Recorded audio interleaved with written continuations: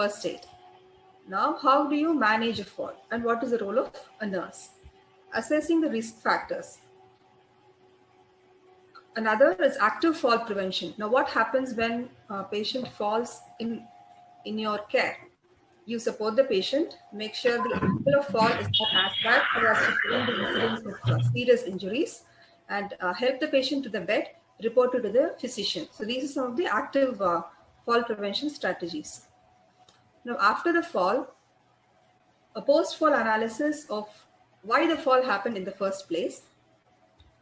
And as important as the analysis is the documentation, because a fall or an incident has to be documented, and an incident report has to be filed for administrative reasons, and also to make sure that there are no legal liabilities for the organization that nurses are a part of.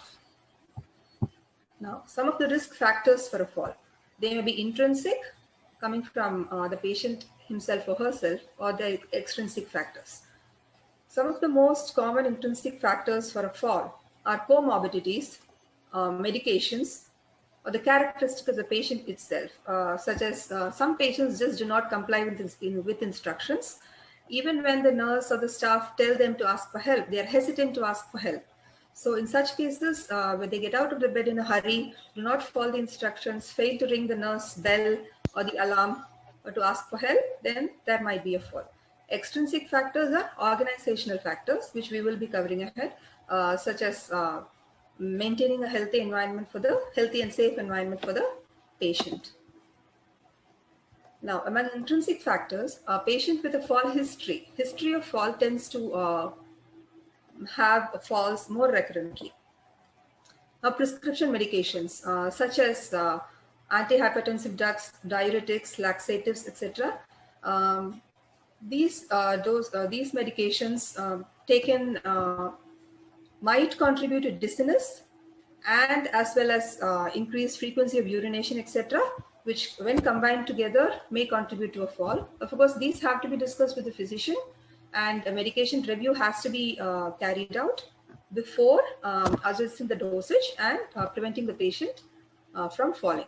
Improper use of aids. A lot of patients have mobility aids that are used, such as canes, walkers, wheelchairs, electric wheelchairs, etc. These are actually supposed to be supporting the patient, but in some cases, when the patient does not use them properly, or the family is not aware of how to help them use it properly, they can contribute to a fall.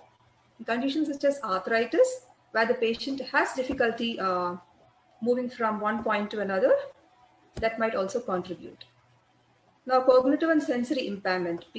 Irrespective of age, patients who have sensory impairment with vision, hearing, etc., especially with these two senses, tend to miss stuff on their way, tend to hold on to the rails, tend to miss out people instructing them from behind them because they're impaired of hearing. Such factors can also contribute. Now, what can be the common results of falls? There might be minor lacerations, there might be fractures, in some cases there might be internal bleeding. All these would cause delayed hospital stay and delayed discharge. It greatly affects the patient's quality of life because the patient is not able to carry out his normal activities